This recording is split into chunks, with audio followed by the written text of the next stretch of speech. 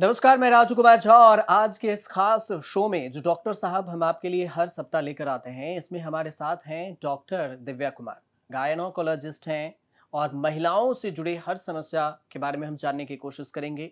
सबसे पहले मैम आपका न्यूज़ तक में बहुत-बहुत स्वागत है कि आप हमारे लिए टाइम निकालें। मैम, सबसे ज़्यादा जो समस्या इन दिनों हमें देखने को मिलती है महिलाओं में, वो पीसीओडी को जो जो पीसीओडी का ज़िक्र होता है, तो ये लोग समझ नहीं पाते हैं ज़्यादातर कि ये पीसीओडी क्या है और इसके अंतर्गत क्या-क्या चीज़ें आती हैं। अगर आम बोलचाल की भाषा में अगर समझें, तो आप इसको किस नज़र से देखते हैं जो एक आम लोगों को समझ में आ जाए, डॉक्टर के ज़रिए? Thank you so much. सबसे पहले धन्यवाद आपका राजू जी, आपने मुझे यहाँ बुलाया और हम सीधे अपने सब्जेक्ट पे आते हैं। जैसे आपने पीसीओडी का ज़िक्र किया, वो पीसीओडी यानी पॉलीसिस्टिक ओवेरियन डिज़ीज़ या उसका दूसरा एक नाम होता है पीसीओएस, पॉलीसिस्टिक ओवेरियन सिंड्रोम भी कहते हैं। बट जैसे नाम से ह लगता है कि इसमें बहुत सारे सिस्ट बन गए हैं, एक्चुअली ऐसा होता नहीं है। ये इसमें यूजुअली एक हार्मोनल इम्बैलेंस हो जाता है। सबसे पहले तो ये एक लाइफ़स्टाइल डिज़ीज़ है, मोस्ट ऑफ द केसेज़ में। ये आपके सेडेंटरी लाइफ़स्टाइल से रिलेटेड होता है। पीसीओडी 2 तरीके का होता है। एक जिसको कहते हैं लीन मतलब पतली लड़कियों में भी हो जाता है और एक ओबीज़ जिसमें वेट बढ़ जाता है और साथ में हार्मोन की समस्या हो जाती है। तो बेसिकली इसमें बॉडी के अंदर हार्मोनल डिसबैलेंस हो जाता है और ये जो हार्मोनल इम्बैलेंस इसकी वजह से बॉडी में जो ओव्यूलेशन एग बनने की प्रक्रिया ही स्लो हो जाती है। जब वो स्लो हो जाती है तो फिर पीरियड्स टाइम पे नहीं आते और उसके साथ और भी चीज़ें एसोसिएटेड होती हैं, जैसे वेट का बढ़ना और इसमें यूजुअली हेयर लॉस स्कैल्प से हेयर लॉस हो जाता है। मतलब जहाँ बाल लड़कियों को नहीं चाहिए, वहाँ पे होने लगते हैं। मतलब उनके चिन के ऊपर या लिप के अपर लिप के अनवांटेड हेयर एरिया जो में हाँ, अनवांटेड हेयर ग्रोथ होने लगता है और हेयर से जहाँ पे स्कैल्प में जहाँ पे हेयर होना चाहिए, वो हेयर लॉस होने लगता है। तो ये एक बहुत बड़ी समस्या हो जाती है। एक्ने, पिंपल्स निकलने लगते हैं हार्मोनल इम्बैलेंस की वजह से। और ये आगे चल के आप में डायबिटीज़ की टेंडेंसी ज़्यादा हो जाती है वेट पुट ऑन करके, इंसुलिन से रेज़िस्टेंस हो जाता है। तो वेट पुट ऑन करके और इंसुलिन रेज़िस्टेंस की वजह से डायबिटीज़ की टेंडेंसी हो जाती है और अगर वेट निरंतर बढ़ता गया तो लिपिड प्रोफ़ाइल भी इसमें लिपिड प्रोफ़ाइल डिरेंज हो जाता है, बीपी भी हो सकता है और लेट स्टेज में औरतों को ऐसी औरतें इवन यूट्रस के कैंसर, एंडोमेट्रियल कैंसर के लिए भी बहुत प्रीडिस्पोज़्ड हो जाती हैं। तो ये एक पूरा लाइफ़स्टाइल डिज़ीज़ होता हो जाता है और बीच के स्टेज में, जो रिप्रोडक्टिव एज में है बिकॉज़ इनमें अंडे प्रॉपर बन नहीं पाते, तो इनमें इनफर्टिलिटी की भी समस्या आ जाती है। तो आप इसको अगर इस तरह से हम बाँटें कि अर्ली मतलब एडोलेसेंट एज ग्रुप में मतलब लड़कियों में पीरियड्स की समस्याएँ, अनचाहे जगह बाल आना, सर से बाल का गिरना, मुहासे का बनना, वेट पुट ऑन करना, ये और रिप्रोडक्टिव एज ग्रुप में इनको यूजुअली पीरियड्स की समस्याएँ और इनफर्टिलिटी ये दोनों चीज़ें हो जाती हैं। और बाद के स्टेज में अगर इसको रोका ना गया हो, तो मेटाबॉलिक सिंड्रोम का पूरा स्पेक्ट्रम जिसमें बीपी का बढ़ना, डायबिटीज़ का होना, वेट का डेफ़िनिटली बढ़ना और एक्सट्रीम केसेज़ में क्योंकि एस्ट्रोजन बहुत ज़्यादा हो जाता है ऐसी औरतों के बॉडी में, तो कभी-कभी कैंसर जो एंडोमेट्रियल कैंसर या यूट्रस के कैंसर को भी बहुत प्रीडिस्पोज़ हो जाती है। तो इन दिनों मैम आपके पास आप एक गायनी में हैं, तो आपके पास सबसे ज़्यादा पेशेंट जो है, वो किस टाइप के आते होंगे? अगर इसमें देखें एनसीआर में भी, तो देखिए, पीसीओडी के हैं या इसको मैं अलग-अलग एज ग्रुप में डिवाइड करके बताना चाहूँगी। अगर हम यंग गर्ल्स की बात करें, स्कूल गोइंग गर्ल्स की, तो बहुत सारी लड़कियाँ पीसीओडी की समस्या को लेके आती हैं।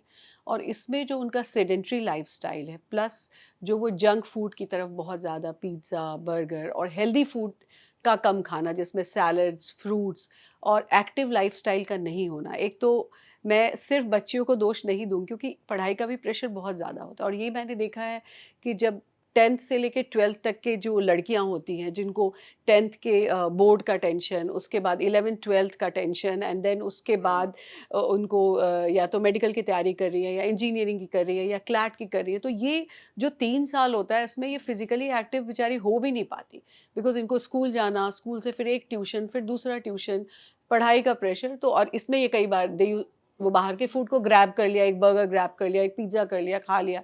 तो इस स्टेज में मैं देख रही हूँ पीसीओडी की समस्या काफ़ी ज़्यादा है और इसमें यूजुअली काउंसलिंग का बहुत बड़ा रोल है कि अगर लड़कियां हमारे पास आती हैं गायनेकोलॉजिस्ट, तो हम उनको काउंसल ही करते हैं कि आप 1 घंटे अपने लिए निकालो। सिंपल चीज़ है। एक्सरसाइज का ये मतलब नहीं है कि आप जिम जाओ और ये करो और वो करो, आप घर में भी कर सकते हो। देखो आजकल सोशल मीडिया आप जैसा प्लेटफॉर्म है जहाँ पे आप हेल्थ से रिलेटेड चीज़ें बताते हो। There are so many other platforms जहाँ से वो थोड़ा आधे घंटे का एक्सरसाइज कर सकती हैं देख के। जिनको डांस का शौक है वो डांसिंग कर सकती हैं। पढ़ने का शौक है तो वो ऐसा भी है कि अगर आपके पास साइकिलिंग है या क्रॉस ट्रेनर है तो आप उसके ऊपर अपना आईपैड या फिर लैपटॉप लगा के आप पढ़ भी सकते हो, and meanwhile you can be active also. तो ये छोटे छोटे टिप्स होते हैं जिनकी वजह से इन लाइफस्टाइल डिजीज़ से बचा जा सकता है। एक्सट्रीम केसेस में कई बार उनको हार्मोन्स की ज़रूरत होती है। और वेट लॉस डेफिनेटली, जो बीएमआई जिसको हम कहते हैं कि उसको एक सीमित दायरे में रखना, वो बहुत इंपॉर्टेंट होता है। तो ये जब स्टार्ट हो रहा है वेट पुट ऑन करना, तब बड़ा आसान होता है उसको सँभालना। एक बार जब बहुत ज़्यादा वेट बढ़ जाए, तो फिर बच्चा भी डीमोटिवेट हो जाता है। तो यहाँ पे पेरेंट्स का भी रोल आता है कि बिगिनिंग में ही उनको हेल्प के लिए लाएँ। तो ये तो मैंने बोला, जैसे एडोलेसेंट एज ग्रुप में ये चीज़ हमें देखने मिलती है। अगर बीच वाले जो रिप्रोडक्टिव एज ग्रुप में इनफर्टिलिटी डेफ़िनिटली काफ़ी बढ़ गया है। उसके भी कारण कई हैं कि अब महिलाएँ एक बार प्रोफ़ेशनली स्टेबल होना चाहती हैं, फ़ाइनेंशियली स्टेबल होना चाहती हैं, फिर वो फैमिली की तरफ जाती हैं। बट तब तक क्या होता है कि उनकी एज ज़्यादा हो जाती है। तो अगर वुमेन की एज ज़्यादा है, तो उसका कोई इलाज नहीं है हमारे पास। लेडीज़ में क्या होता है कि उनके एग्स लिमिटेड होते हैं। जब वो बॉर्न होती हैं तो they are born with their own set of eggs. वो बढ़ते नहीं हैं। जैसे उनका रिप्रोडक्टिव साइकिल शुरू होता है, मतलब पीरियड्स आने शुरू होते हैं, तो उनके अंडे एग्ज़ॉस्ट होने लगते हैं। और जैसे-जैसे एज बढ़ती है तो अंडे की संख्या भी कम होती है, उसकी क्वालिटी भी कम होती है। तो ये एक, इसमें आपको बायोलॉजिकल क्लॉक को रिस्पेक्ट करना चाहिए। वैसे हम डिस्कशन करेंगे आगे कि जो नहीं कर सकते उनके लिए भी तरीके हैं, बिकॉज़ अब साइंस ने बहुत तरक्की कर ली है। जो असिस्टेड रिप्रोडक्टिव टेक्निक्स के बहुत सारे तरीके हैं जिनमें जो बिल्कुल तैयार नहीं होती मदरहुड के लिए फीमेल्स, वो अपना सोशल एग फ्रीजिंग वगैरह करवा सकती हैं। बट डेफिनेटली वो पहला चॉइस नहीं होना चाहिए। आप थोड़ा अपने बायोलॉजिकल क्लॉक को रिस्पेक्ट। वो आईवीएफ में आता है। एग्जैक्टली वो, हाँ, वो एक डिफरेंट है। बट देन मैं बस ये बताना चाह रही हूँ कि उसके लिए भी ऑप्शन है, बट वो आपका पहला ऑप्शन नहीं होना चाहिए। उसके बाद रिप्रोडक्टिव एज के बाद में हम जाएंगे मेनोपॉजल, मतलब जो एल्डरली वुमेन है, वो वाला एज थोड़ा मैंने देखा है कि इंडिया में नेग्लेक्टेड होता है, बिकॉज़ उस टाइम तक औरत की प्रोडक्टिविटी भी कम हो जाती है और वो एक हार्मोनल चेंज से गुज़र रही होती है। तो ऐसी औरतों को डेफ़िनिटली साल में एक बार अपना प्रिवेंटिव हेल्थ चेकअप ज़रूर कराना चाहिए। उसमें हम एटलीस्ट उनके ब्रेस्ट का चेकअप कर लें, हम एक अल्ट्रासाउंड के थ्रू उनको उनकी ओवरीज़ का स्टेटस जान लें, या उनके यूट्रस में कोई चेंजेज़ आ रहे हैं या नहीं, बिकॉज़ वो महिलाएँ कुछ एक कैंसर के प्रोन होती हैं। तो उनको अर्ली स्टेज में हम अगर डिटेक्ट कर सकते हैं, तो फिर उसका क्योर है। और अगर यही डिज़ीज़ अगर विकराल रूप धारण ले लेती है, तो फिर हम उसका क्योर नहीं कर पाते। हाँ, मैम और हम डिटेल्स में बात करेंगे इस पे, लेकिन हम इससे पहले ये जानते हैं जैसे पीसीओडी जो है इसके अंदर पीरियड की समस्याएं ज़्यादा आजकल लड़कियों में, और जब हम गांव में जाते हैं तो कई सारी समस्याएं ये है कि जैसे शहर में तो है ही, अ, लड़कियां बताना नहीं चाहती कि उन्हें क्या समस्या है, और गांव में तो ये समस्या ज़्यादा है कि खुल के अपने परिवार में भी नहीं, अपने मदर को भी नहीं बताना चाहती है। तो जो इरेगुलर पीरियड्स हैं, ये इससे क्या-क्या हो सकता है प्रॉब्लम लड़कियों में? और ये जो इन्फेक्शन की जो बात होती है कि आपका पीरियड्स डिले हो रहा है या फिर पीरियड्स के ज़रिए इन्फेक्शन हो जाता है, तो ये इससे हमें क्या लड़कियों को बचना चाहिए? देखिए, सबसे पहले हम बात करेंगे, जैसे अपने गाँव में ल कि पीरियड्स के टाइम हम वो खुल के क्यों नहीं बात कर कर पाती हैं। बिकॉज़ हमारा सोशल माइंडसेट ऐसा है कि हम पीरियड्स को एक टैबू की तरह, कि पीरियड्स हो गया तो उसको छुपाना है, उस समय ये नहीं करो, वो नहीं करो। और ये जब मैंने सर्च किया, तो सिर्फ़ इंडिया में नहीं, ये बाहर के कंट्रीज़ में भी है, कि कहीं पे पीरियड्स के समय वो कहेंगे लड़कियों को कि नीचे सो लो, स्कूल मत जाओ। तो ये सबसे पहले तो हमारी सोसाइटी में हमें ये मिथ ब्रेक करना होगा कि पीरियड्स या मेंसेस का आना ये एक नॉर्मल चीज़ है। वैसे ही नॉर्मल है, जैसे मैं एग्जांपल अक्सर देती हूँ, जैसे मेल्स में, लड़कों में ग्रोथ होता है तो उनके मूंछ आते हैं, उनकी दाढ़ी आती है, तो ये सारी चीज़ जैसे है वैसे ही लड़कियों की बॉडी में चेंजेस, नॉर्मल चेंजेस होते हैं, ब्रेस्ट का डेवलपमेंट होना, पीरियड्स का आना। तो इन चीज़ों को सबसे पहले कि हमें फैमिली में ही एक ऐसा माइंडसेट बनाना होगा कि लड़कियां इन सारी बातों को आराम से डिस्कस करें। और जब हम मेंस्ट्रुअल हाइजीन के लिए या वर्ल्ड मेंस्ट्रुएशन डे भी हम लोग सेलिब्रेट करते हैं, तो उसमें वी ऑलवेज से कि ये चीज़ लड़कियों से ज़्यादा लड़कों के साथ डिस्कस करने की ज़रूरत है कि एक नॉर्मल चीज़ है। वर्क प्लेस पे भी कोई लड़की आ रही है और उसको पीरियड्स आ रहे हैं, तो इट्स एब्सोल्युटली नॉर्मल। इसमें कोई एबनॉर्मल बात या कोई छिपाने वाली बात या कोई शर्माने वाली बात नहीं है। तो जब लड़कियां खुल के अपना प्रॉब्लम डिस्कस करेंगी, तभी वो बात डॉक्टर तक पहुंच पाएगी और हम उसका इलाज कर सकेंगे। तो ये तो पहली बात कि सोसाइटी को थोड़ा इसको ओपन होना होगा और हम सबको होना होगा। हम ही सोसाइटी हैं, सोसाइटी कहीं और तो है नहीं। We are the part of society. पहली बात ये। दूसरी बात, जो पीसीओडी के बारे में आप बता, पीसीओडी में जैसे मैंने बताया कि जो मेंस्ट्रुअल साइकिल नॉर्मली एक लड़की का 28 या 30 दिन का या 21 दिन का होता है, बिकॉज हार्मोनल इम्बैलेंस है, तो वो साइकिल कई बार 2 महीने, 3 महीने, 6-6 महीने में उनको पीरियड्स आते हैं। और कभी-कभी उसमें ऐसा भी होता है कि 10-10, 15 दिन में उनको ब्लीडिंग होती है। कभी वो लंबे टाइम तक 15 दिन, 20 दिन तक उनको ब्लीडिंग होती रहती है। तो अगर एक्सेसिव ब्लड लॉस है, वो भी बच्ची के लिए ठीक नहीं है, बिकॉज़ उसकी वजह से खून की कमी होना, और ये जो छोटी बच्चियाँ होती हैं, जब खून की कमी हो गई, तो उसके रिपरकशन उसकी पढ़ाई पे भी आता है, बिकॉज़ वो फिर सुस्त हो जाएगी वो लड़की, मेंटली और फिज़िकली। फिर वो अपने क्लास में अलर्ट नहीं हो पाएगी और अपना ध्यान नहीं दे पाएगी पढ़ाई में, तो उससे उसका रिज़ल्ट भी अफ़ेक्टेड हो सकता है। तो एक सिंपल सी चीज़। और अगर जैसे मैंने बताया कि ये एक ऐसी डिज़ीज़ है जिसको हम हॉर्मोन्स या सिंपल मेडिसिन के थ्रू या लाइफ़स्टाइल मॉडिफ़िकेशन के थ्रू उसको हम कंट्रोल में कर सकते हैं। तो बात ये है कि समय पे आप डॉक्टर की सलाह लो। बच्चियाँ ऐसे एनवायरनमेंट में हों कि वो अपनी बातें अपने घर में अपने मदर या फादर या ब्रदर किसी से डिस्कस कर सकें और उनको सही टाइम पे वो डॉक्टर के पास लाएँ, तो फिर ये इतनी बड़ी बात नहीं है। मेंस्ट्रुअल हाइजीन की बात हम करते हैं, तो बहुत सिंपल है कि हैंड वॉशिंग होता है उसमें, कि जो हम लोग समझाते हैं कि आप बिफोर चेंजिंग योर पैड या आफ्टर, उसके बाद हैंड वॉशिंग करना, सही जगह पैड का डिस्पोज़ल करना। ये नहीं है कि पैड को हम वेट करें कि ओवर सोक्ड हो जाए या ओवरफ्लो करे और तब हमें चेंज करना है।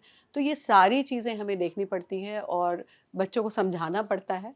और सबसे पहले तो उनको ये एडुकेट करना पड़ता है कि ये नॉर्मल है। जैसे मैं बार-बार बोली, क्योंकि मैं स्कूल्स में भी जाती हूँ कई जगह, 5th, 6th, 7th क्लास की बच्चियों को जिनके अभी पीरियड शुरू होने वाले हों या जस्ट शुरू हुए, उनको भी हम यही समझाते हैं कि ये बेटा, ये this is absolutely a normal thing, एक नॉर्मल चेंज है। आप छोटे बच्चे थे, अब छोटे बच्चे से बड़े हो रहे हो, तो एक नॉर्मल चेंज है जिसको आप एक्सेप्ट करो और ये नॉर्मल है। तो यही है, ये अवेयरनेस की ही बात है इसमें। और इन्फेक्शन उसमें तभी होता है जबकि आप मेंस्ट्रुअल हाइजीन प्रॉपर नहीं यूज़ करते हो। जैसे आजकल बच्चियाँ मेंस्ट्रुअल कप यूज़ करती हैं या टैम्पून यूज़ करती हैं। तो मेंस्ट्रुअल कप में जो ब्लड इकट्ठा हो जाता है उसको टाइम टू टाइम थ्रो करना, फिर उसको वॉश करके दोबारा यूज़ करना, या टैम्पून को भी टाइम टू टाइम चेंज करना, ये सारी चीज़ें इम्पोर्टेंट हैं। पैड, एक पैड को अगर हम ज़्यादा देर तक यूज़ करें, इससे हाँ, भी होता है? इससे भी हो जाता है, इससे आपके थाई में रैशेज़ आ सकते हैं या बैक्टीरियल ग्रोथ हो गया। पुराने ज़माने में होता था एक एक ऐसे तो देखो पीरियड्स बड़ा ही नॉर्मल चीज़ है, बट अगर टैम्पून का हम ओवर यूज़ कर लें तो टॉक्सिक शॉक सिंड्रोम जैसी जानलेवा बीमारी भी हो सकती थी। तो अब तो ये चीज़ें बहुत कम देखने को मिलती है, बिकॉज़ ऑब्वियसली ऐसे प्लेटफ़ॉर्म्स हैं जहाँ पे हम ये सारी चीज़ें खुल के डिस्कस कर रहे हैं और आई होप कि ये ज़्यादा लोगों तक पहुँचे, ताकि वो समझ सकें कि ये चीज़ें नॉर्मल हैं। तो पैड स ओवरफ्लो होने का वेट नहीं करना होता है। वो जैसे ही आपको लगे कि अनकम्फ़र्टेबल फ़ील होना है, then you have to change your. ये पीरियड के दौरान जो पेन होता है, वो भी कभी-कभी असहनीय पेन होता है, मतलब बहुत हाँ, ज़्यादा दर्द होने हाँ। लगती हैं। देखिए, कुछ अमाउंट ऑफ थोड़ा pain, mild to moderate pain normal होता है, लेकिन अगर ये एक्सेसिव हो, तो कई बार ये एंडोमेट्रियोसिस नाम की एक डिज़ीज़ होती है, उसका लक्षण भी हो सकता है। तो या कभी-कभी इम्परफोरेट हाइमेन होता है, जहाँ पे ब्लड को निकलने का पैसेज ही नहीं बना होता लड़कियों के नीचे के हिस्से में, तो उसमें भी कई बार असहनीय दर्द होता है, या एंडोमेट्रियोसिस में असहनीय दर्द होता है। तो अगर बहुत ज़्यादा सिवियर पेन है, जैसे मैंने कहा माइल्ड टू मॉडरेट, मतलब या आपको थोड़ा डिस्कम्फर्ट है लेकिन आप घर का सारा काम या स्कूल जा पा रही हैं बच्चियाँ। कभी-कभी इतना सिवियर होता है कि उनको 1-2 टैबलेट्स, जो हम लोग रूटीन टैबलेट्स लिखते हैं एंटी स्पैज़मोडिक, वो लेने से उनका काम बन जाता है, तो भी नॉर्मल है। बट असहनीय दर्द हो कि हर बार उनको इंजेक्शन लेना पड़े, या बिल्कुल वो कोई स्कूल ही नहीं जा पा रही है, अपना अपना डेली रूटीन नहीं फ़ॉलो कर पा रही हैं, देन डेफ़िनिटली उनको डॉक्टर से दिखाना चाहिए और हम एक बेसिक अल्ट्रासाउंड के ज़रिए पता कर सकते हैं कि अंदर कोई प्रॉब्लम है या नहीं। ये कौन-सा अल्ट्रासाउंड होता है जो कराने होते हैं ये मतलब? अल्ट्रासाउंड यूजुअली जो है वो लोअर एब्डोमेन का होता है, जिसमें यूट्रस या ओवरीज हम देखते हैं और उसी से हमें पता चल जाता है। आपने एक एंड्रोमेट्रियोसिस नाम के जो जी, जी, जी, जी। टर्म यूज़ किया, ये कौन-सी बीमारी है? इसमें कैसे पता करेंगे कि ये एंड्रोमेट्रियोसिस है या फिर नॉर्मल है? जैसे मैंने बताया कि उसका सबसे सबसे कॉमन जो लक्षण होता है वो सिवियर पेन ड्यूरिंग मेंसेस। तो ये सब इसको इसको ही हमें इसके लिए ही हमें विजिलेंट रहना है। अगर बहुत ज़्यादा पेन है, इतना पेन है कि कोई भी बच्ची या फिर कोई भी वुमन वो अपना डे टू डे रूटीन नहीं फ़ॉलो कर पा रही है या हर पीरियड्स में उनको इंजेक्शन लेना पड़ा, बिल्कुल क्रिपल्ड हो जा रही हैं वो ड्यूरिंग मेंसेस, देन हमें इंडोमेट्रियोसिस का शक होता है। और इंडोमेट्रियोसिस एक ऐसा डिज़ीज़ होता है जो जब तक आपको पीरियड्स आ रहे हैं तब तक वो परेशान करता है। बिकॉज़ उसमें क्या होता है कि जो पीरियड्स वाला जो ब्लड है, वो यूट्रस के थ्रू निकलता तो है ही, और वो ओवरीज़ में छोटे-छोटे सिस्ट भी बना देता है। तो उसकी वजह से ये पेन बहुत ज़्यादा होता है, सीवियर पेन होता है। और इतना ही नहीं, बहुत एक्सट्रीम केसेस में जो मैरिड वुमेन होती हैं उनको आपस में कॉन्टैक्ट या इंटरकोर्स के टाइम पेन होता है, उनको यूरिन पास करने में भी पेन होता है, उनको कई बार स्टूल पास करने में पेन होता है, और इसके साथ भी इनफर्टिलिटी एसोसिएटेड होता है। कहीं ये उसमें तो नहीं जो यूरिन पास करने में जलन हो, नहीं, वो वो एक यूटीआई, वो यूरिनरी ट्रैक्ट इन्फेक्शन होता है। ये एक डिफरेंट तरीके का शार्प मतलब स्पैज़मोडिक पेन होता है, ऐसे मरोड़े जैसे क्रैम्प्स जिसको कहते हैं। क्रैम्प्स जैसा पेन होता है ये, और इससे ये भी इनफर्टिलिटी से एसोसिएटेड होता है। कई महिलाओं में, लड़कियों में ये जो केस देखने को मिले हैं कि आपको व्हाइट डिस्चार्ज का जो केस है, वो कुछ ज़्यादा बढ़ रहा है या फिर पहले से है? अब चर्चाएँ ज़्यादा हो रही है। नहीं, चर्चाएँ देखिए, व्हाइट डिस्चार्ज जो होता है वो नॉर्मल होता है। कुछ अमाउंट ऑफ डिस्चार्ज जो वेजाइनल डिस्चार्ज होता है दैट इज़ नॉर्मल। जैसे आप एग्ज़ाम्पल समझ लो, जैसे आपके माउथ में एक थूक बनता है लुब्रिकेशन के लिए, वैसे ही वेजाइनल पैसेज में नॉर्मल डिस्चार्ज होता है। यूट्रस के माउथ पे ग्लैंड्स बने होते हैं जिसको सर्वाइकल ग्लैंड्स कहते हैं, और उन ग्लैंड्स के थ्रू म्यूकस रिलीज़ होता है। इसका भी अपना साइकिल होता है। ये शुरू के पार्ट में जो पीरियड्स जब आते बंद होते हैं उसके पहले वाले हिस्से में, फर्स्ट जिसको फॉलिकुलर फेज़ कहते हैं, उसमें थोड़ा थिक होता है। ओव्यूलेशन के टाइम में ये थिन और बहुत ज़्यादा अमाउंट में होता है, और उसके बाद फिर से ये थिक हो जाता है। तो इसका भी एक अपनी इसकी फिज़ियोलॉजी है, बट ये इतना डिस्चार्ज नॉर्मल होता है। ये डिस्चार्ज यूजुअली व्हाइट या ऑफ व्हाइट कलर का होता है, इसमें कोई स्मेल नहीं होती, कोई इचिंग नहीं होती है। तो ये नॉर्मल डिस्चार्ज होता है। बट अगर इसके साथ इचिंग एसोसिएटेड है या फाउल स्मेल है, या आप ऐसे समझो कि इसके कलर में कोई चेंज है, मतलब ये ब्राउन कलर का है या डार्क येलो कलर का आ रहा है, ग्रीनिश है, फ्रॉथी है, तो ये इन्फेक्शन को डिनोट करता है। और यूजुअली हम लोग एक ओपीडी में ही एक सिंपल सा पर स्पेकुलम एग्जामिनेशन होता है जो सारी गायनेकोलॉजिस्ट करती हैं, और उस सिंपल एग्जामिनेशन के थ्रू ही हम पता कर लेते हैं कि कैसा किस तरह का डिस्चार्ज है और किस तरह का इन्फेक्शन है। कभी-कभी ये कर्डी वाइड भी होता है, जो फंगल इन्फेक्शन में होता है। तो ये बहुत ही एक सिंपल इन्फेक्शन है और ये हो जाता है, मतलब इसको लेके बहुत परेशान होने की ज़रूरत नहीं है। हाँ, ये है कि जब हो तो आप इमीडिएटली गायनेकोलॉजिस्ट को दिखाओ, बिकॉज़ ये डायग्नोसिस हम ओपीडी बेसिस पे कर लेते हैं। मोस्ट ऑफ द टाइम हमें कोई टेस्ट भी कराने की ज़रूरत नहीं होती, और सिंपल दवाइयों से ही ये इसका ट्रीटमेंट कर सकते हैं। बट यहाँ पे भी एक कैच है, क्योंकि ये एज़ सिंपल इन्फेक्शन से as serious as cervical cancer की तरफ भी हो सकता है। तो इसको इग्नोर नहीं करें आप, क्योंकि सर्वाइकल कैंसर भी कभी-कभी फाउल स्मेलिंग या ब्लड स्टेन डिस्चार्ज की तरह प्रेज़ेंट करता है, या कभी जिसको हम कहते हैं पोस्ट कोइटल स्पॉटिंग या ब्लीडिंग, मतलब इंटरकोर्स के बाद अगर महिलाओं को स्पॉटिंग या ब्लीडिंग हो रही है, तो उसको सीरियसली लेना चाहिए। ये एज़ सिंपल इन्फेक्शन से लेके as complex as a cancer. तो बस यहाँ पे रोल यही है कि आपको सही समय पे डॉक्टर की सलाह लेनी है, और सलाह डॉक्टर की लेनी है। यूजुअली फीमेल्स में ये भी देखा जाता है कि टेंडेंसी है कि उन्होंने फ्रेंड से डिस्कस कर लिया, नेबर से डिस्कस कर लिया, घर में डिस्कस किया, मेरा ऐसे हो रहा है, आपका कैसे हो रहा है। तो इस माइंडसेट से हमें निकलना होगा, सही सलाह, सही जगह, ये बहुत इम्पोर्टेंट है। और क्या अपने मन से भी मेडिकल दुकान से मेडिसिन नॉट ले एट ऑल। लेना ऐसा? हाँ, ओवर द काउंटर मेडिकेशन का इसमें कोई रोल नहीं है, वो कभी भी नहीं करना चाहिए। मैम एक चीज़ जो हम जब हेल्थ के शो करते हैं तो कई सारे सवाल आ जाते हैं जो हम उस टॉपिक पे बाद में बात करते हैं। एक जो सवाल आया था सबसे पहले बहुत दिन पहले कि पीरियड्स के दौरान क्या उससे पहले जो सिम्पटम्स है शरीर में वो कोई चेंज होता है कोई कि पीरियड्स आने वाले हैं उससे पहले आपको हाँ। कोई सिंबल दिखे? देखिए कुछ लोगों को होता है, जैसे थोड़ा मूड स्विंग्स का होना, चिड़चिड़ापन होना, बिकॉज़ जो पीरियड्स का पूरा साइकिल है वो हॉर्मोन्स पे ही बेस्ड है। तो कुछ जो फीमेल बच्चियाँ होती हैं, महिलाएँ होती हैं, वो प्रोजेस्टेरॉन से सेंसिटिव होती है।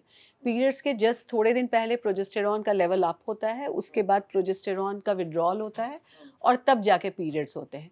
तो अगर प्रोजेस्टेरॉन से सेंसिटिव है आपका बॉडी, तो उनको ब्रेस्ट टेंडरनेस या ब्रेस्ट पेन हो सकता है, मूड स्विंग्स हो सकते हैं, इरिटेबल हो सकती हैं वो सारी लेडीज़, और थोड़ा ब्लोटिंग भी होता है। कई बार उनको उनका वेट उस टाइम थोड़ा बढ़ जाता है, बिकॉज़ प्रोजेस्टेरॉन एक हार्मोन है जो वाटर रिटेंशन कराता है। तो ये सारे चेंजेज़ उनको देखने को मिल सकते हैं। बट अगेन मैंने बताया कि इंडिविजुअल टू इंडिविजुअल दिस वैरीज़। कुछ लड़कियाँ या महिलाएँ होती हैं जिनका बॉडी ज़्यादा सेंसिटिव होता है, वो इन चीज़ों को फ़ील कर लेती हैं। कुछ को आप देखोगे पता भी नहीं चलेगा। तो it's like that. So individual to individual variation होता है इसमें। एक हमारे यूजर्स ने बहुत दिन पहले एक सवाल पूछा था कि जब पीरियड से पहले निपल से भी वाइट डिस्चार्ज आ रहा नहीं, होता है, तो फिर ये इस नहीं, ये नॉर्मल नहीं है। अगेन यहाँ पे एक प्रोलैक्टिन नाम का हार्मोन निकलता है हमारे ब्रेन से। उस प्रोलैक्टिन का अगर लेवल हाई हो गया, तो उसमें गैलेक्टोरिया या डिस्चार्ज फ्रॉम द निपल होता है, वो नॉर्मल नहीं है, वो बिल्कुल नॉर्मल नहीं है। उसके लिए उनको सीरम प्रोलैक्टिन का टेस्ट कराना होता है, जो कि खाली पेट होता है, 3 पूल्ड सैंपल्स लेते हैं और उसके लिए सिंपल दवाइयाँ होती हैं। अच्छा, ये आपको टेस्ट कराना पड़ेगा, ये सीरियस मैटर हो जाता ऑब्वियसली हाँ, हाँ, हाँ, इग्नोर नहीं कर, एनी डेविएशन फ्रॉम नॉर्मल आपको सही जगह सही चेकअप कराना होता है। है। एक एक सवाल था मैम कि अगर जो प्रेगनेंसी के दौरान जो पीरियड्स होते हैं उसमें जो प्रेगनेंसी होता है, कभी-कभी किसी को प्रेगनेंसी में दिक्कत भी होती है, क कठिनाई होती है, वो आसानी से उनके प्रेगनेंसी नहीं ठहरते हैं, वो कंसीव नहीं कर पाते हैं। तो ये किस तरह से प्रॉब्लम होता है? देखिए, इसको ही हम लोग मेडिकल टर्म्स में सब फर्टिलिटी या इनफर्टिलिटी कहते हैं। इसमें यूजुअली ये होता है कि एक कपल है, यंग कपल हैं, अगर 1 साल तक साथ रह रहे हैं, कोई कॉन्ट्रासेप्टिव नहीं यूज़ कर रहे हैं और फिर भी उनके बच्चे नहीं हो पा रहे हैं, प्रेगनेंसी नहीं ठहर पा रही है, तो फिर उनको बाहर से हेल्प की ज़रूरत होती है। बट अगर यही डेफ़िनिशन चेंज हो जाता है जब कपल की एज ज़्यादा है। फीमेल की एज 35 से ज़्यादा है, मेल की भी मोर देन 35 या 40 के अराउंड है। तो उसमें हम कहते हैं कि 6 महीने आप ट्राई करो, 6 महीने में अगर आपको प्रेगनेंसी नहीं हो रही, देन आपको एक इनफर्टिलिटी स्पेशलिस्ट से मिलनी चाहिए। इसके कारण कई हो सकते हैं, फीमेल में भी हो सकता है, मेल में भी हो सकता है, दोनों में हो सकता है। फीमेल में जैसे हमने पहले ही 2-3 कारणों को डिस्कस कर लिया। सबसे इम्पोर्टेंट है कि एडवांस एज, जैसे मैंने बताया फीमेल का एज अगर 35 या उससे ज़्यादा है, तो ये अपने आप में एक रीज़न होता है इनफर्टिलिटी का, बिकॉज़ उनके एग्स का नंबर भी कम होना शुरू हो गया और उसकी क्वालिटी भी अच्छी नहीं है, फर्टिलाइज़ेबल नहीं होते बहुत सारे एग्स। देन मैं हमने पीसीओडी और एंडोमेट्रियोसिस के बारे में चर्चा कर ली। इसके अलावा इंडिया में ट्यूबरकुलोसिस बहुत ज़्यादा पाया जाता है। तो ट्यूबरकुलोसिस की वजह से कई बार बचपन में अगर लंग्स का भी ट्यूबरकुलोसिस हुआ, पेट का हुआ हो या गिल्टियाँ हो गई हों जहाँ पे ट्यूबरकुलोसिस डिटेक्ट हुआ हो, तो फिर भी उन ट्यूबरकुलोसिस के जो बैक्टीरिया होते हैं, उनको ट्यूब से बहुत एफिनिटी होती है, जो फैलोपियन ट्यूब या नली बोलते हैं, जहाँ पे प्रेगनेंसी का पहला स्टेप होता है। तो वो ट्यूब को डैमेज कर देते हैं और परमानेंटली डैमेज कर देते हैं। तो ट्यूबरकुलोसिस या और भी इन्फेक्शन होते हैं, क्लैमिडियल इन्फेक्शन, ये सारे कारण भी होते हैं। अ, और उसके अलावा और भी कई सारे, जैसे फाइब्रॉइड्स अगर किसी और ऐसी जगह है जहाँ पे बच्चे को लगना है, तो इन सारे कारणों से भी हमें इनफर्टिलिटी का सामना होता है। तो ये जो एज लिमिट आपने बताया, ये एज लिमिट 35 के बाद वाले को प्रॉब्लम होता है, उससे पहले भी तो नहीं, प्रॉब्लम? थर्ट देखिए, जो पीक फर्टिलिटी होती है ना, वो मिड-20s में होती है। लेकिन हमारे यहाँ तो मैम शादी के लिए लड़कियों की उम्र ही अब कर दी गई है। नहीं, 21, मैं मिड-20s बोली, 25 साल, 25 से 30 साल जो है वो, उसमें फर्टिलिटी बहुत अच्छी होती है। बट 35 इयर्स के बाद आपकी जो वुमेन की फर्टिलिटी है वो डिक्लाइन होने लगती है। 37 के बाद बहुत शार्प डिक्लाइन होता है उनकी एग के नंबर और क्वालिटी दोनों में।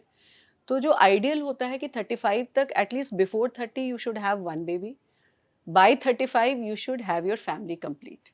दैट इज़ व्हाट हम एनकरेज करते हैं। बट जैसे मैंने बताया कि लेडीज़ की भी या लड़कियों की भी या औरतों की भी आजकल प्रोफ़ेशनल, फ़ाइनेंशियल, ये सारी स्टेबिलिटी चाहिए।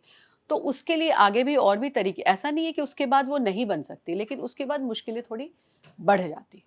तो ये जो उसमें भी रेंज होते होंगे? क्या आपके इनफर्टिलिटी रेंज जो है वो कम, ज़्यादा या कितना नहीं, होना चाहिए उसमें कुछ? रेंज नहीं। देखिए, इनफर्टिलिटी एक अपने आप में, आप अब तो डब्ल्यूएचओ उसको एक डिज़ीज़ ही मानता है इनफर्टिलिटी को। उसमें जैसे कितने फैक्टर्स हैं हम ये देखते हैं। अगर फीमेल एक सिंगल फैक्टर है तो कई बार सिंपल दवाइयों से, जैसे पीसीओडी के साथ इनफर्टिलिटी एसोसिएटेड है, तो पहला जो स्टेप होता है वो हम सिंपल मेडिसिन देते हैं जिससे उनके एग बन जाए, और फिर प्रेगनेंसी कई बार सिंपल दवाइयों से ठहर जाती है। उसके बाद का जो स्टेप होता है कई बार उसमें आईयूआई नाम की एक प्रोसीजर होता है जो हमें करना पड़ता है, और जो लास्ट स्टेप होता है वो आईवीएफ या इक्सी का स्टेप होता है। तो सिंगल फैक्टर है तो उसकी दवाइयाँ भी सिंपल होती हैं, उसका ट्रीटमेंट भी सिंपल होता है। लेकिन जब मल्टीपल फैक्टर हैं, मतलब फीमेल में भी 2-3 चीज़ें, एज भी ज़्यादा है, कोमॉर्बिडिटीज़ भी हैं जैसे पीसीओडी है या एंडोमेट्रियोसिस है, साथ में मेल फैक्टर भी है, तो फिर उन केसेज़ में हमें एडवांस ट्रीटमेंट की ज़रूरत पड़ती है, जिसमें आईयूआई या आईवीएफ, इक्सी इन चीज़ों की ज़रूरत पड़ती है। ये तीनों में अगर हम अंतर समझे, जैसे एक हार्मोनल होता है और आईयूआई जिसका आपने ज़िक्र हाँ। किया, और एक आईवीएफ है। तो इन तीनों में नॉर्मल आसान शब्दों में क्या अंतर लोग समझें? हाँ, मैं देखिए जो सबसे पहला मैं बता रही हूँ वो तो बहुत ही सिंपल होता है कि आपकी बॉडी में एग्स बन नहीं रहे अपने आप से, आपने एग बनने की दवाई दे दी और बॉडी में ही एग्स बन गए, सारा प्रोसेस बॉडी में नेचुरल तरीके से हुआ। आईयूआई एक ऐसा प्रोसीजर होता है जिसमें हम एग तो बॉडी में बनाते हैं, बट जो भी रीज़न हो उसकी वजह से हम मेल जो हस्बैंड होते हैं या पार्टनर होते हैं, उनके सीमेन को हम लैब में प्रिपेयर करते हैं।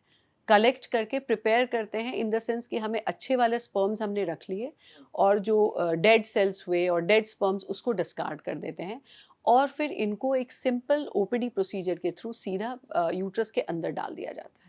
अगेन ये पेनलेस होता है और इसके रिजल्ट्स भी अच्छे होते हैं। तो ये आईयूआई का प्रोसीजर हुआ जिसमें हमने सिर्फ एक सीमेन को यूट्रस के अंदर डालने का काम किया। जो तीसरा जो होता है और सबसे एडवांस जो तरीका होता है, उसमें फीमेल की बॉडी से एग्स बाहर निकाले जाते हैं, मेल से स्पर्म्स लिए जाते हैं, उन दोनों को लैब के अंदर हम मिला के एम्ब्रियो बनाते हैं, और फिर उस एम्ब्रियो को जो फीमेल पार्टनर होती है उनके यूट्रस के अंदर डाला जाता है। तो ये बेसिक डिफरेंस है। ये आईवीएफ। जी, ये आईवीएफ या इक्सी वाला जो प्रोसीजर होता है। तो ये आईवीएफ का जो चलन है इन दिनों, कुछ ज़्यादा नहीं हो गया मैम आपके नहीं, चलन ज़्यादा नहीं है। अब देखिए क्या है कि पहले जब बच्चे नहीं होते तो हमारे पास ऑप्शन नहीं था ना।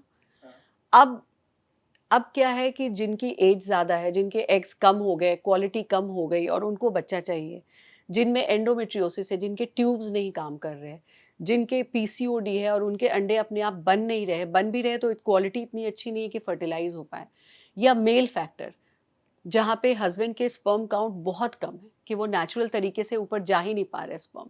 तो उन इन सारे फैक्टर्स के लिए हमारे पास there is an answer to it, IVF और इक्सी। तो इसके ज़रिए हम बेबी बना के उनको पेरेंटहुड या माँ को मदरहुड हम दे सकते हैं। तो ये ज़्यादा नहीं है, बात अवेयरनेस की है, और बात ये है कि अब आपके पास ऑप्शंस हैं। आपके पास ऑप्शंस हैं, तो हर कोई मदरहुड के लिए जा सकता है बिकॉज़ ऑफ दीज़ ऑप्शंस। नहीं, कुछ लोगों की शिकायत ऐसी भी होती है कि वो फिजिक खराब नहीं करना चाहते हैं। नहीं, वो एक अलग चीज़ है, वो तो सरोगेसी जो अब बैन्ड हो गई है थैंकफुली, उस तरह से हम सरोगेसी कर ही नहीं सकते। तो सैरोगेसी में क्या होता था? सरोगेसी में होता है कि यूट्रस किसी और का यूज़ किया जाता है। जैसे हमने एग्स और स्पर्म ले लिए, उन बेबी बना लिया और फिर हमने किसी और के यूट्रस में डाल दिया, जो आप कह रहे हो कि फिज़िक और फिगर नहीं खराब करना। बट वो सरोगेसी तो अब सरकार ने बैन ही कर दिया। अब उस तरह से सरोगेसी हम नहीं कर सकते। सरोगेसी सिर्फ़ उन्हीं महिलाओं को ऑफ़र किया जा सकता है जिनको उसकी ज़रूरत है, मेडिकली जिनको ज़रूरत है। जैसे जिनके जन्म से कई ऐसी महिलाएँ होती हैं जिनके यूट्रस नहीं होता, या कभी बचपन में कैंसर इसकी वजह से यूट्रस निकाल दिया गया हो, या कुछ और कारण है, यूट्रस की शेप ऐसी है, या यूट्रस अंडर डेवलप्ड है, या जिनमें कई बार बच्चे डालने की कोशिश की गई पर बच्चे ठहर ही नहीं पा रहे उनके यूट्रस में। तो ऐसे लोगों को सरोगेसी ऑफर, बाय चॉइस हम नहीं दे सकते सरोगेसी किसी को। अच्छा, तो ये आईवीएफ में इतना चीज़ आई मैम। एक आईवीएफ में ये जो मैं जब पढ़ रहा था तो मुझे आया था कि डोनर एग जो होता है, ये आईवीएफ और डोनर एग का क्या हाँ, मतलब ये है? मैं बता रही हूँ, जैसे जैसे मैंने आपको बताया कि जब महिलाओं की उम्र बहुत ज़्यादा हो गई, तो उनके अपने एग्स एग्ज़ॉस्ट हो जाते हैं। उनके पास एग्स होते ही नहीं है, और महिलाओं में ऐसा होता है कि they are born with their set of eggs. एक फिक्स डिपॉज़िट की तरह अंडे होते हैं उनके पास। जैसे उनके पीरियड स्टार्ट होते हैं, वो उससे लूज़ करते हैं। मतलब हर महीने 1 अंडा बनाने के लिए 8-10 अंडे वेस्ट होते हैं। रिक्रूट होते हैं 10, बनेगा 1 ही। तो ये प्रोसेस तब तक चलता रहता है जब तक उनके पीरियड्स आते रहते हैं। तो अगर एग्स एग्ज़ॉस्ट हो गए, तो ये तो एक कारण एज हुआ, इसके और भी कई कारण होते हैं, जैसे कई बार इन्फेक्शन हो गया, ट्यूबरकुलोसिस हो गया, कई बार कुछ ऑटो इम्यून डिजीज़ होते हैं, जिनमें भी हमने देखा है कि बहुत यंग एज में महिलाओं के अंडे खत्म हो जाते हैं। जिनके पास एक भी बच्चा नहीं हुआ, अभी-अभी शादी हुई है, उनके पास भी हमने देखा है, इस कंडीशन को हम पुअर ओवेरियन रिज़र्व बोलते हैं, जिसमें रिज़र्व ही बिल्कुल खत्म हो गया उनके। तो ऐसी जो फीमेल्स होती हैं, ऐसी महिलाएँ होती हैं, वो भी माँ बन सकती हैं डोनर एग के ज़रिए। उसमें हम किसी और का एग लेते हैं और स्पर्म उनके हस्बैंड का होता है, यूट्रस भी उनका ही यूज़ किया जाता है और आईवीएफ या इक्सी की टेक्नीक के ज़रिए हम बाहर एम्ब्रियो बनाते हैं और फिर उसको हम देते हैं। अ, मैम एक चीज़ है जैसे प्रेगनेंसी से पहले जब होता है तो उसके बाद ऐसी क्या समस्या हो कि गायनी के पास जाए? लोग यही समझ नहीं पाते जो महिलाएँ हैं या फिर लड़कियाँ हैं कि हम गायनी के पास जाएँ क्यों? जाएँ कैसे? देखो, एक सबसे पहली बात कि अगर आप यंग कपल हो, मतलब फीमेल की एज लेस देन 35 है, तो आप अगर 1 साल से ट्राई कर रहे हो और आपकी प्रेगनेंसी नहीं हो रही है, तो आपको बिल्कुल जाना चाहिए। दूसरा, अगर आपको पहले पीसीओडी की हिस्ट्री है, एंडोमेट्रियोसिस की हिस्ट्री है या कोई फाइब्रॉइड की हिस्ट्री है, किसी भी प्रकार ट्यूबरकुलोसिस की हिस्ट्री है, और तब तो आपको 1 साल भी वेट करने की ज़रूरत नहीं है। आपने 5 महीने, 6 महीने अगर ट्राई कर लिया, 6 मंथ्स ट्राई किया, नहीं आपको बच्चे हो रहे हैं, तो you should see a doctor. Immediately आपको इन्फर्टिलिटी स्पेशलिस्ट के पास जाना चाहिए। एक और चीज़ है कि अगर आपके जो लेडीज़ होती हैं, उनके मेंस्ट्रुअल साइकिल के पैटर्न में अगर कोई चेंज हो रहा है, मान लो साइकिल जैसे यूजुअली जो नॉर्मल साइकिल होते हैं 21 से 35 दिन के इंटरवल पे आ रहे हैं, तो हम उसको नॉर्मल बोलते हैं। मान लो ये बहुत लेट आ रहे हैं, 2-2 3-3 महीने में आ रहे हैं या बहुत जल्दी आ रहे हैं, 15-15 दिन में आ रहे हैं, तो ये भी एक इंडिकेशन होता है कि आपको डॉक्टर के पास जाना चाहिए। तो ये यही सिंपल चीज़ें हैं, इनसे आप ट्राई कर रहे हो, आप रिलीजियसली ट्राई करो, क्योंकि आजकल तो बहुत सारे ऐप आ गए हैं, जो आपके ओव्यूलेशन को डिटेक्ट करते हैं। किट आता है, ओव्यूलेशन डिटेक्टिंग किट भी आता है, और ये बहुत सारी जो वर्किंग वुमेन होती हैं, वो हमारे पास आती है और उनको सब कुछ पता होता है। वो गूगल से सारा सर्च करके आती है कि मैडम हम तो अपना ओव्यूलेशन भी ट्रैक कर रहे हैं और मैंने तो अभी अपना किट से भी देख लिया, उसके बाद भी नहीं होता है। तो एक तो अवेयर रहने की ज़रूरत है, प्रायोरिटाइज़ करने की ज़रूरत है, because biological clock her women को रिस्पेक्ट करना चाहिए। नहीं तो ऑब्वियसली तरीके हैं, जैसे मैं बता रही हूँ, वो डोर क्लोज़ नहीं हो रहा है, बट हाँ, थोड़ा आपका रास्ता लंबा और थोड़ा कॉम्प्लिकेटेड हो सकता है, उसके लिए you have to be prepared. Ma'am एक इन सारी चीज़ों में जो चर्चा है वो इन्फेक्शन को लेकर भी हमने किया, लेकिन वजाइनल इन्फेक्शन जो है उसकी काफ़ी चर्चा भी होती है और लोग नहीं भी करते हैं क्योंकि हाँ, क्योंकि सोचते हैं कि ऑब्वियसली उन्हें हमें हाँ, कैसे चर्चा करें, क्यों करें? हाँ। तो ये क्या-क्या देखिए, सिम्पटम्स होगा? वेजाइनल इन्फेक्शन जो है वो यूजुअली सेक्सुअली एक्टिव वुमेन में ही देखा जाता है। तो बिकॉज़ उसके पहले जो वेजाइना का जो ओरिफिस होता है, वहाँ पे हाइमेन होता है। तो जो लेडीज़ सेक्सुअली एक्टिव नहीं हैं, उन औरतों में कम देखा जाता है ये। सेक्सुअली एक्टिव फीमेल्स में ज़्यादा देखा जाता है, मतलब रिप्रोडक्टिव एज ग्रुप में हमें ज़्यादा वेजाइनल इन्फेक्शन दिखता है और उसका ट्रीटमेंट बहुत सिंपल होता है। उसको हमें यूजुअली हम दोनों पार्टनर्स को कई बार हमें ट्रीट करना पड़ता है।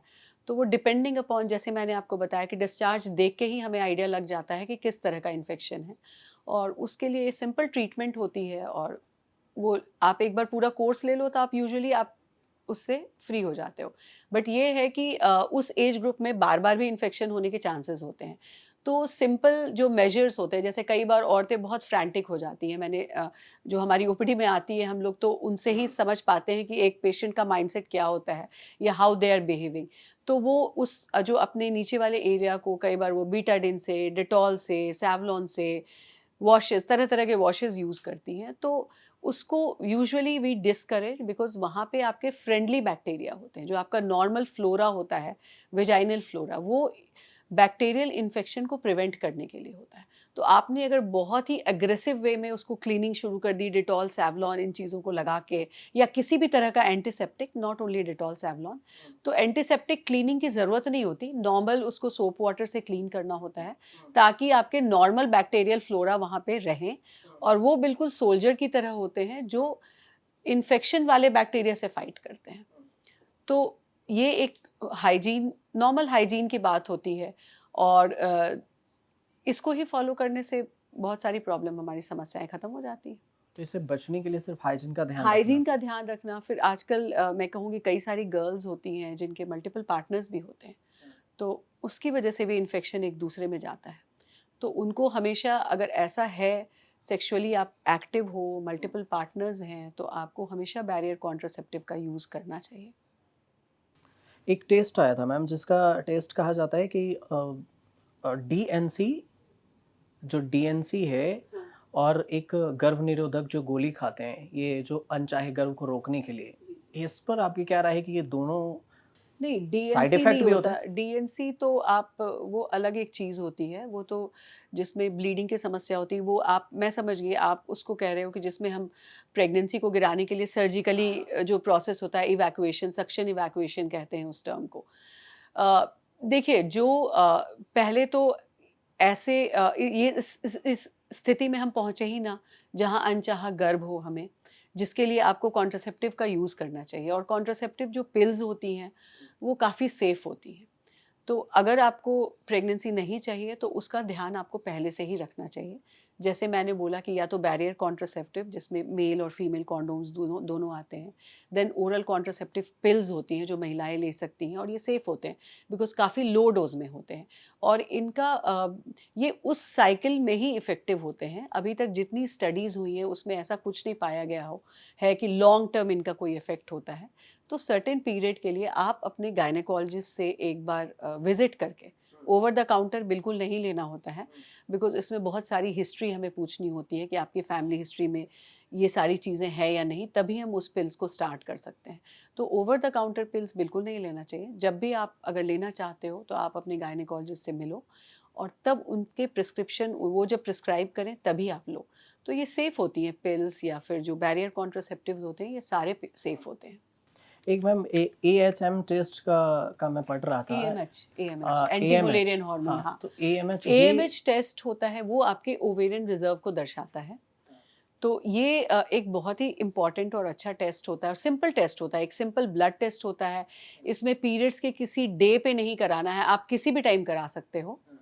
और फास्टिंग की भी ज़रूरत नहीं होती है, एंटी मुलेरियन हार्मोन, और ये आपके ओवेरियन रिज़र्व को बताता है। और मैं एक गायनेकोलॉजिस्ट के साथ-साथ इनफर्टिलिटी स्पेशलिस्ट भी हूँ। तो ये टेस्ट हम बहुत ऑफ़न करवाते हैं ताकि हमें पता चल जाए कि ओवेरियन रिज़र्व कितना है उस फीमेल में और उसके बेसिस पे ही हम आगे उनके इनफर्टिलिटी से रिलेटेड जो भी ट्रीटमेंट होती है, उसका प्लान करते हैं। तो this is a very good test. आपने एक चीज़ का ज़िक्र किया था कि जो आजकल शादी के जो टाइमिंग है, वो कुछ ज़्यादा हो रहे हैं। हाँ, मीन एज ऑफ मैरिज जो पहले अब थोड़ा ज़्यादा एज में लेडीज़ जो मतलब लड़कियाँ जो हैं या फीमेल्स जो हैं वो ऑप्ट करती हैं मैरिज को।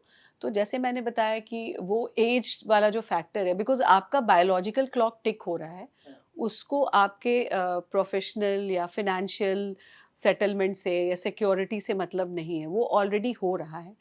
तो जब भी आप अगर मतलब you should be aware of everything. मैं ये नहीं कह रही हूँ कि आप अपना प्रोफेशन या फाइनेंशियल सिक्योरिटी या जो भी आपके गोल्स हैं उसको छोड़ के मदरहुड को एम्ब्रेस करो, but you should be ideally aware कि अगर हम इस एज में हमारी मैरिज होती है और फिर हम बच्चे के लिए जाते हैं तो हमें ये सारी चीज़ें सोचनी पड़ेंगी, देखनी पड़ेंगी या प्रॉब्लम आ सकती है। तो अगर आप शादी को डिले पोस्टपोन कर रहे हो तो अगेन आप एक विजिट ज़रूर करो अपने गायनेकोलॉजिस्ट के साथ ताकि आप सारे ऑप्शंस को समझ पाओ और अकॉर्डिंगली आप मेंटली, फिजिकली, फाइनेंशियली प्रिपेयर्ड रहो। So that is what I want to like send the message to girls around. 3-4 सवाल हैं जो लास्ट में मैं ये लेना चाहूँगा कि एक जो था वो ये कि कई महिलाएँ माँ नहीं बन पाती हैं जल्दी, तो उनके टाइम भी ज़्यादा लग जाता है, कभी-कभी 10 साल, कभी-कभी 7 साल, उसके बाद वो बनती हैं, तो ये क्या प्रॉब्लम होती है या फिर क्या? ये यही सारी प्रॉब्लम होती है, जैसे कभी एग का नहीं बनना या किन्हीं में ट्यूबरकुलोसिस की वजह से ट्यूब्स नहीं काम कर रही हैं या कोई एक्सट्रीम हार्मोनल इम्बैलेंस है या एंडोमेट्रियोसिस है या उनकी एज ज़्यादा है, रिज़र्व कम हो गया हो। तो इतना लंबा, जैसे मैंने कहा कि ये उस ज़माने की बात है जब जब इन चीज़ों के लिए हमारे पास सॉल्यूशन नहीं था। बट अब क्या है कि आईवीएफ को आए हुए भी लगभग 50 साल हो गए। तो अब हमारे पास बहुत सारे ऑप्शंस हैं, बहुत सारे ऑप्शंस हैं। जैसे एक ज़माना था सोशल मीडिया नहीं था, तो हमें बाय वर्ड ऑफ माउथ हम एक-दूसरे को बता के ही समझाते थे। बट अब हम यहाँ पे रिकॉर्ड कर रहे हैं और ये चीज़ें कितने लोगों तक जाएँगी। तो सिमिलरली अब क्योंकि अवेयरनेस बढ़ गई है, अब हमारे पास बहुत सारे टूल्स हैं जिससे हम मदरहुड या पेरेंटहुड अचीव करने में कपल्स को या मदर को हेल्प कर सकते हैं। तो अब इतना वेट करने की ज़रूरत नहीं है। बहुत सिंपल है, आप अपने निकट के डॉक्टर को जाएँ, वो आपको आगे गाइड कर देंगे कि आपको कहाँ और किस तरह आप मदरहुड या पेरेंटहुड को अचीव कर सकते हैं। 2 चीज़ जो अभी बीच में मैं डिस्कस नहीं कर पाया वो थायराइड और ओबेसिटी और एक है कि ज़ीरो फिगर के चक्कर में क्या ये सब भी असर होता है? एग्ज़ैक्टली, देखिए एक्सट्रीम्स किसी का भी बैड है। जो एक हम बोलते हैं बॉडी मास इंडेक्स, जो आपका वेट कितना होना चाहिए आपके हाइट के हिसाब से, उसको हम देखते हैं। तो ये बीएमआई एक आइडियल बीएमआई होना चाहिए। अगर 18 से कम है मतलब आप बहुत लीन हो, तो भी आपके पीरियड्स, आपके हार्मोन्स बॉडी में सही से बनते नहीं हैं, सही जगह एक्ट नहीं करते हैं, पीरियड्स की इरेगुलरिटी हो जाती है। तो ये उन लेडीज़ में या उन लड़कियों में देखा जाता है जो बहुत ज़्यादा जिनको जैसे वो उनको वही वो ऑब्सेस्ड होती है साइज़ 0 से, या उनको पतला रहना है, उनको खाना नहीं खाना है। तो हेल्दी डाइट दोनों मतलब बोथ एक्सट्रीम्स में है, या बहुत हेल्दी अनहेल्दी ले रहे हो, या आप ले ही नहीं रहे हो, कुछ भी नहीं खा रहे हो। तो उनमें भी ये सारी समस्याएँ आ जाती है, पीरियड्स की समस्याएँ, उनको भी प्रेगनेंसी होने में प्रॉब्लम होती है, क्योंकि उनके भी एग्स प्रॉपर नहीं बन पाते। ये बॉडी में ओबेसिटी फैट में का भी भी, सेम ऐसा होता है? हाँ, ओबेसिटी में एक अलग तरीके की प्रॉब्लम होती है, इसमें एक अलग तरीके की होती है, क्योंकि इसमें आपके एक सर्टेन अमाउंट ऑफ फैट भी आपके बॉडी को चाहिए। हार्मोनल फंक्शन के लिए फैट का एक बेसिक रिक्वायरमेंट चाहिए, आपके बॉडी को हर कुछ चाहिए, कार्बोहाइड्रेट चाहिए, प्रोटीन चाहिए, फैट चाहिए, रफेज चाहिए, वाटर चाहिए, तभी वो प्रॉपर्ली फंक्शन कर पाएगा। हर एक एलिमेंट का अपना रोल है। तो अगर वो कम होगा तो भी ठीक नहीं है, अगर वो अधिक होगा तो भी ठीक नहीं है। तो ये दोनों एक्सट्रीम्स खराब होते हैं। आपको एक नॉर्मल बीएमआई जो है उसको रिस्पेक्ट कर। ओबेसिटी वाले में जो सबसे ज़्यादा जिसकी चर्चा होती हो आपके पास जो पेशेंट पहुँचते हों कि जिसकी वजह से उन्हें पीरियड या फिर प्रेगनेंसी में कंसीव करने में दिक्कत हो रही है, वो कौन-सी समस्या होगी या हो सकती है? उनमें यूजुअली एग प्रॉपर बन नहीं पाते। उनके उनके हार्मोन्स जो हैं वो टारगेट ऑर्गन पे नहीं एक्ट कर पाते हैं, तो उनके पीरियड्स डिलेड होंगे। कभी-कभी ऐसे भी मैंने देखा है कि 15 दिन, 20 दिन तक उनको ब्लीडिंग होती रहती है, और ओबेसिटी की वजह से एग भी कई बार कम हो जाते हैं, एग की क्वालिटी अच्छी नहीं होती। बिकॉज़ जो हार्मोन्स को वहाँ पे एक्ट करना चाहिए, वो प्रॉपर्ली एक्ट नहीं कर पाते हैं अपने टारगेट ऑर्गन्स पे। तो ये पीरियड से रिलेटेड और प्रेगनेंसी से रिलेटेड दोनों समस्याएँ ओबेसिटी में भी होती है, और जिनका बीएमआई जो एनोरेक्सिक होते हैं, जिनको हम कहते हैं, जिनका बीएमआई बहुत 18 से नीचे होता है, उनमें भी ये प्रॉब्लम। और थायराइड वाला में मैम हाँ, थायरॉइड भी एक ऐसा हार्मोन है जो आपके ओव्यूलेशन को अफ़ेक्ट करता है। उसकी वजह से अगर थायरॉइड हार्मोन की प्रॉब्लम है, तो उसमें कई बार-बार मिसकैरेज, प्रेगनेंसी हो गई, मिसकैरेज भी हो जाता है। और अगर लगातार प्रॉब्लम रही और प्रेग्नेंट हो, तो फिर आपका बच्चा मंदबुद्धि भी कई बार होता है। तो थायरॉइड हार्मोन का टेस्ट ज़रूर कराते हैं हम लोग। जो महिलाएँ प्रेगनेंसी प्लान कर रही हैं उनमें, जो प्रेग्नेंट हो गई हो उनमें भी कराते हैं, ताकि ये देखने के लिए कि उसका लेवल सही है या नहीं, बिकॉज़ प्रेगनेंसी में इनका लेवल चेंज होता है थायरॉइड हार्मोन का। 2 चीज़ के बारे में थोड़ा-सा जानकारी चाहेंगे कि जैसे breast cancer and cervical cancer, जी, जी। इसके बारे में कुछ जो महिलाओं को अवेयर करने के लिए महिलाएँ लड़की डेफ़िनेटली ब्रेस्ट कैंसर की बात करें तो ब्रेस्ट कैंसर के लिए जो बहुत ही सिंपल एक जो हम कहते हैं कि you should be aware of your own breast, या उसको पहले बोलते थे सेल्फ ब्रेस्ट एग्जामिनेशन। तो ये महिलाओं को ज़रूर पता होना चाहिए कि महीने में एक दिन अपने ब्रेस्ट की फील वो लें, और उसमें कुछ चेंज आता है तो वो ज़रूर अपने डॉक्टर से मिलें। जिनके फैमिली में ब्रेस्ट कैंसर की हिस्ट्री है फर्स्ट डिग्री रिलेटिव में, जैसे आपकी मदर या फिर आपकी मौसी या ग्रैंड मदर, इनमें है, तो उनको डेफिनेटली लगातार डॉक्टर की सलाह में बनते रहना चाहिए, और उनको ईयरली या 6 मंथली जैसे उनके डॉक्टर एडवाइस कर रहे हैं चेकअप ज़रूर कराना चाहिए।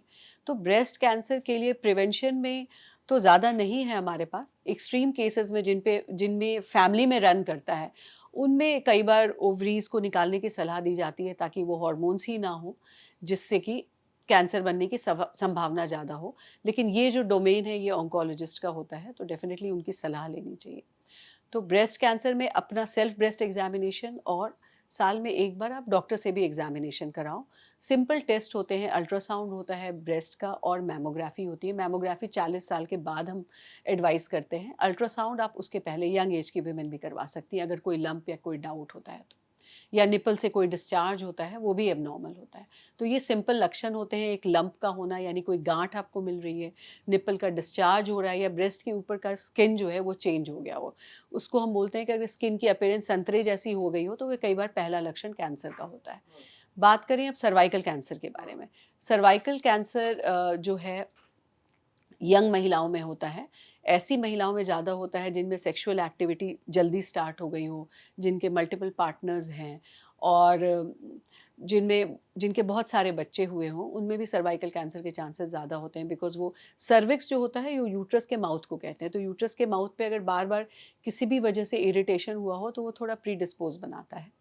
बट सर्वाइकल कैंसर को के जो लक्षण होते हैं वो भी एक्सेसिव वजाइनल डिस्चार्ज या जैसे मैंने आपको बताया फाउल स्मेलिंग डिस्चार्ज या जो कई बार पोस्ट कोइटल ब्लीडिंग मतलब इंटरकोर्स के बाद अगर स्पॉटिंग या ब्लीडिंग हो रही है महिलाओं को तो उसको लाइटली नहीं लेना चाहिए। इसका स्क्रीनिंग टेस्ट बहुत सिंपल होता है, पैप स्मेयर टेस्ट, जिसको हम ओपीडी बेसिस पे कर लेते हैं और ये हर महिला को कराना चाहिए। जो सेक्सुअली एक्टिव है उनको ज़रूर कराना चाहिए ये। और इसके अलावा सबसे इम्पॉर्टेंट बात है कि ये एक प्रिवेंटेबल कैंसर है। 90 मोर देन 90% केसेस में देखा गया है कि ह्यूमन पैपिलोमा वायरस के इन्फेक्शन से ये कैंसर होता है और ह्यूमन पैपिलोमा वायरस के इन्फेक्शन के लिए हमारे पास अब वैक्सीन मौजूद है। तो था तो काफ़ी टाइम से, बट इंडिया का अपना भी वैक्सीन अब आ गया है और ये वैक्सीन जो रेकमेंडेड है वो यूजुअली 9 साल से लेके 15 साल तक, 15 साल के से कम में हम 2 डोज़ देते हैं इसके। 15 टू 26 इयर्स तक 3 डोजेज़ इसकी दी जाती हैं और एक्सटेंडेड यूज़ 45-46 इयर्स तक भी देते हैं, बट तब इसकी एफिकेसी थोड़ी कम हो जाती है। तो सबसे बेस्ट टाइम जो होता है इस वैक्सीन को देने का, वो जब सेक्सुअली एक्टिव नहीं होती हैं लड़कियाँ, तो उस टाइम उसकी एफिकेसी बहुत ज़्यादा होती है। इट्स मोर देन 95-96% एफिकेसी होती है इसकी। लास्ट में जो 2-3 सवाल है वो छोटे-छोटे जो सोशल मीडिया से मैंने उठाए हैं। सोशल मीडिया पर एक जो दीपिका पादुकोण की जब जो प्रेग्नेंट थी वो, तो उनकी तस्वीर शेयर कर लोग कह रहे थे कि ये फेक बेबी बम्प है। तो क्या ये ऐसा पॉसिबल हो सकता है? नहीं, जो लोग कह रहे थे फेक है ऐसा। ये तो बिल्कुल ही ऐसा हो नहीं एक सकता, डॉक्टर मतलब ने भी हाँ। दावा किया था कि नहीं ये फेक असली नहीं है। इस पे तो मैं बिल्कुल कमेंट नहीं कर सकती बिकॉज़ अब ये जानना बहुत मुश्किल है। हाँ, अब कोई प्रोस्थेसिस लगा के ले ले तो मुझे नहीं पता, but I am not the right person to comment on this. दूसरा जो एक सोशल मीडिया पे सबसे ज़्यादा चर्चा थी कि एक डॉक्टर ने ज़िक्र किया था कि जो बैक्टीरिया वैजाइना में होता है, वही बैक्टीरिया दही में होता है? नहीं, वो अलग-अलग होते हैं। तो ये ये गट वाले बैक्टीरिया होते हैं दही में, जो हमारे पेट के अंदर होते हैं ना। हाँ, वो गट गट फ्रेंडली बैक्टीरिया होते तो हैं, क्या वो उनका अलग होते दावा हैं। कुछ नहीं, नहीं, ऊटपटांग वो था? अलग तरह के बैक्टीरिया होते हैं। अच्छा, जो लास्ट में मैं दोनों दोनों हाँ, का काम होता है हमारे बॉडी की रक्षा करना। हुँ, जो दही में जो बैक्टीरिया होते हैं वो हमारे आंतों में होते हैं और उनका काम भी वही होता है प्रोटेक्शन का। वो सिपाही की तरह खड़े रहते हैं और पैथोजेनिक बैक्टीरिया से लड़ते हैं। सिमिलरली मैंने बताया हमारे वेजाइना में जो नॉर्मल बैक्टीरिया होते हैं, वो हमारे जो भी पैथोजेनिक बैक्टीरिया होते हैं, जो हार्मफुल बैक्टीरिया होते हैं, उनसे लड़ने के लिए वो वहाँ खड़े रहते हैं सिपाही की तरह। एक जो था छोटा सवाल ये था कि पेल्विक इन्फेक्शन कब होता है और ये क्या होता है? इसमें क्या करना देखिए, जो पेल्विक इन्फेक्शन यूजुअली एक तो जब हाइजीन अगर आपका लोकल हाइजीन अच्छा नहीं हो, जैसे पीरियड्स के टाइम जो गाँव में होता है कि वो बार-बार एक ही कपड़े को यूज़ कर रही हैं, ठीक से क्लीनिंग नहीं हो रही, धूप में उसको सुखा नहीं रही, तो वो भी एक तरीका होता है। कभी-कभी जो मोस्ट ऑफ द टाइम जो पेल्विक इन्फेक्शंस होता है, वो सेक्सुअली ट्रांसमिटेड ही होता है।